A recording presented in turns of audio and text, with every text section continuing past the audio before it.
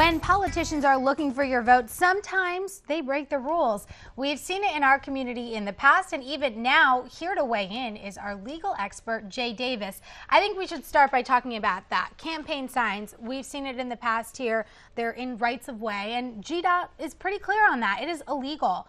But is it really being enforced, and how do you even enforce that? It's very rarely enforced. I mean, a lot of people put all kinds of signs in that area. They're all restricted, even though they're smaller. It's normally because of an idea of blocking the view and that type of things. But if signs are there, normally they're removed.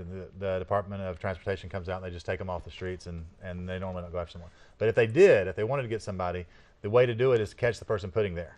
So you can't really prosecute afterward. If I saw, one of our candidates' names and said, oh, hey, he's got a sign there. If you saw his name there, you don't know who put it there, and people support candidates and they do all kinds of things that the candidate might not necessarily endorse. So you can't blame the candidate for that being there or that way.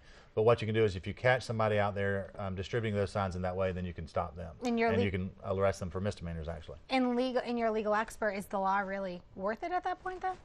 Well, it's not really it doesn't matter what I think. If the city or the county or even the state wants the roadways more clean, or they want to do it. Usually it's so politically driven, they normally ignore it, and that's why you very rarely have prosecution. Of course, if somebody is prosecuted for it, they need to give me a call. Okay, absolutely. Jay Davis, everybody. Now, let's kind of switch gears a little bit. We've seen this flyer going out for a couple of candidates saying some things about them. The group who's sponsoring the flyer isn't registered with the Secretary of State's office.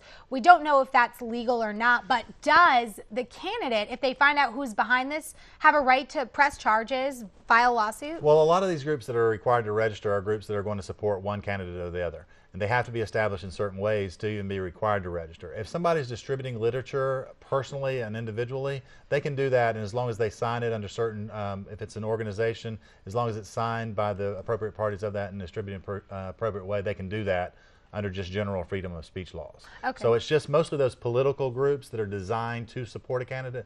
Those are the ones that are held under more restrictions. All right. Now the candidates, can they prosecute quickly? Oh, they could prosecute if there was somebody who was violating those terms. All right. Well, thank you, Jay. And if you have a legal issue you'd like some advice on, we will answer it right here on the air. Just send us an email to itsthelaw@41nbc.com.